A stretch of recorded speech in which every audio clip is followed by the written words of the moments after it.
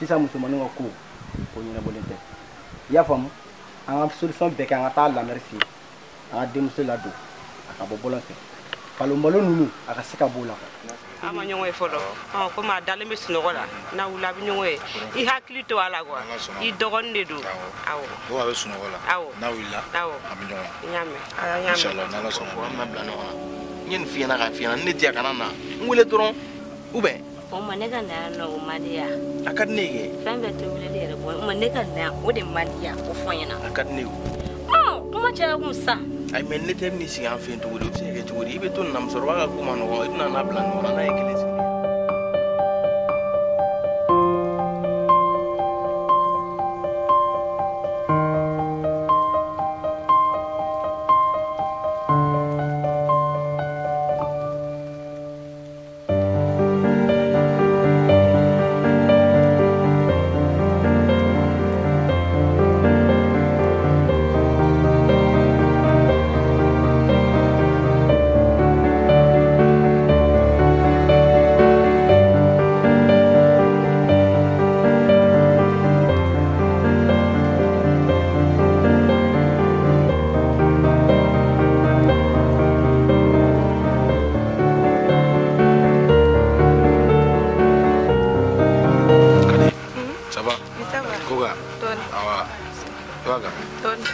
muso ka ci fɔ k'i kun taara i kun voyage i kun taara kalan na k'i nana k'an hakili to ɲɔgɔn na n fana y'a fɔ a ma ko o de problème foyi t'a la i nalen filɛ nin ye n'ala sɔnna an bɛna hakili to ɲɔgɔn na e de kalifa awɔ ne de ye kalifa awɔ n bɛ baara dɔ la n n'o baara tɔ la ban yama an tila an bɛ baro kɛ yama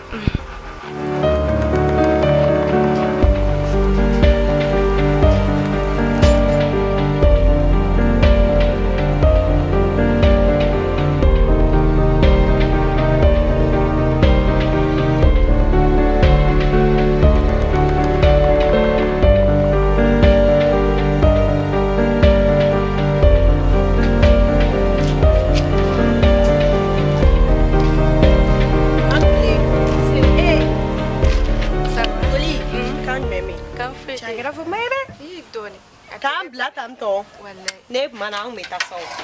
walayi i b'a kan i bɛ golo la n'o ka di a kɛra fɔmɛ soli ala ka n'an tunu ɲɔgɔn na walayi i ɲɛ bɛrɛ kun bɛ na yɔrɔ dɛ depuis don min na kumara vocal la i b'o cɛ nin ko don o dabila la o cɛ in tɛ mɔgɔ sɛbɛ laban ye we sisan cɛ ko de bɛ taa y'o bila n'i bala min na o bɛ tila ka ko da i dusukun kan i ma sigi ni min walayi tiɲɛ yɛrɛ la a yɔrɔ faamu tan dun walayi tan bɛ a bɛ so kɔnɔ an na tila ka taa fɔ ko m'an faamana ɲɔgɔn a b'a fɔ ko ne kun tɛ yan ko ne kun tɛ se ale ma yan walayi ale ka ko ne bɛ taa sugu la sɔn ne n'ale ɲɔgɔn a fɔ masi yɔrɔ ka di tɛ yan nɔ o de kama ne ka di nana don o don ni ne ye sen fɛ yen ne b'a fɔ a ta nin walayi ne bɛ se fɛ yen nɔ ka sɔrɔ n tɛ taa yen nɔ yɛrɛ ne kun kan ka taa Bamakɔ yɛrɛ ne y'o bɛɛ bɔ a ma k'an sigi Kadi naam ne fɔ taa tugu kɔnɔ awɔ ni musokɔrɔba bɔra i b'a fɔ a ye ko n taara ci la ka na wa awɔ i y'a mɛn ok n taara na k'an bɛ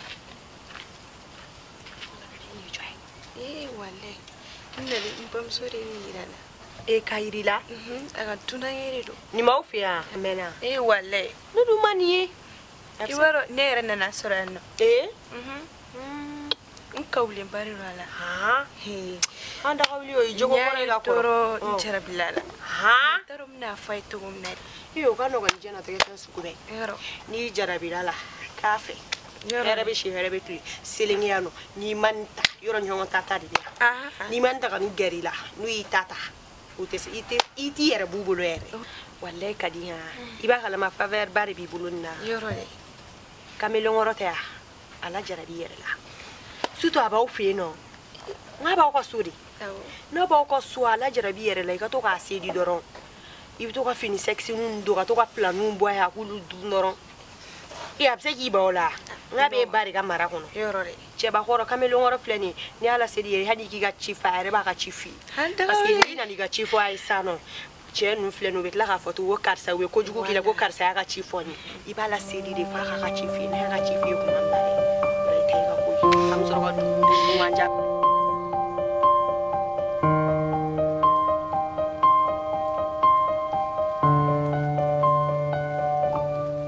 Masi, iti jɔ ka fɔ ta ne hibe yan. kana tan na wuli ka ba ka sunɔgɔ la sa a to a ka sunɔgɔ duman kɛ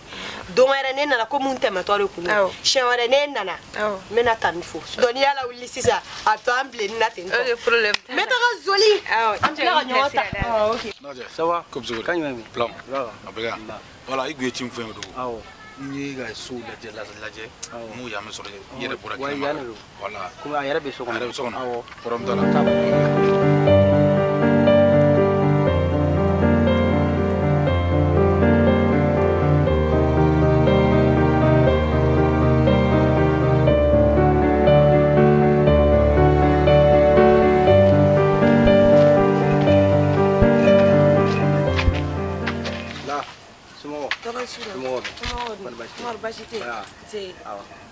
la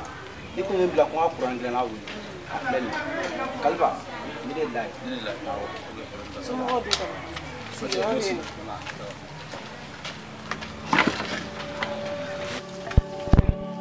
kalifa somɔgɔ baasi tɛ yen n tɛ yen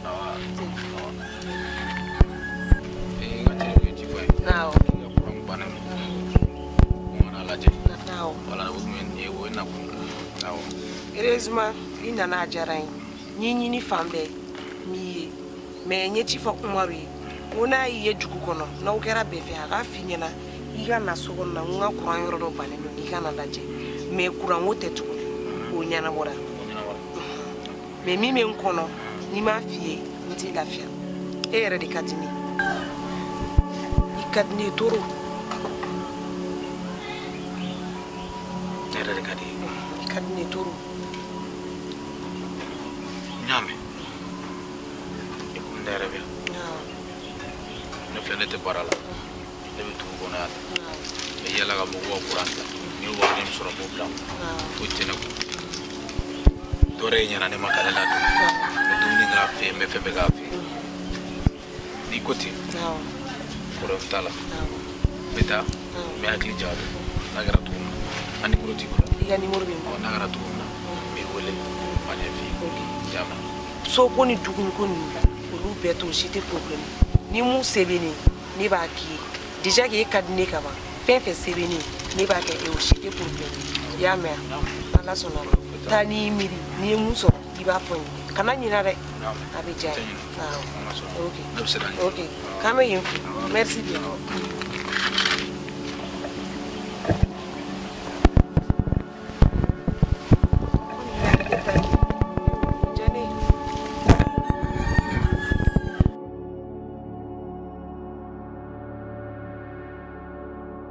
Ambalema assalamu alaikum.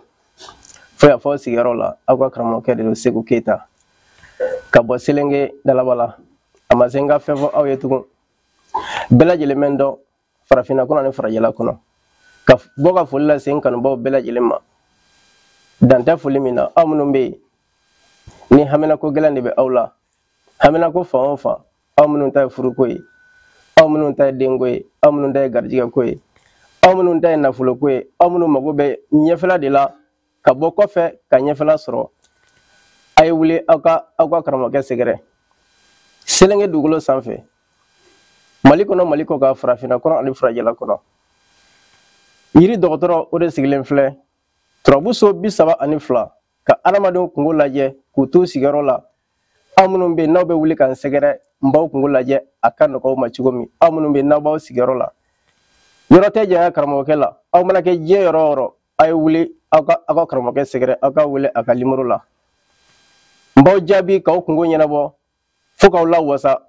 i n'a fɔ aw bɛ fɛ a ka kɛ cogo min na kamanagan ko fan o fan n'o de bɛ adamaden de minɛ ka i si ɲɛ na jɔrɔnanko o jɔrɔnanko n'o de bɛ aw la cɛ ani muso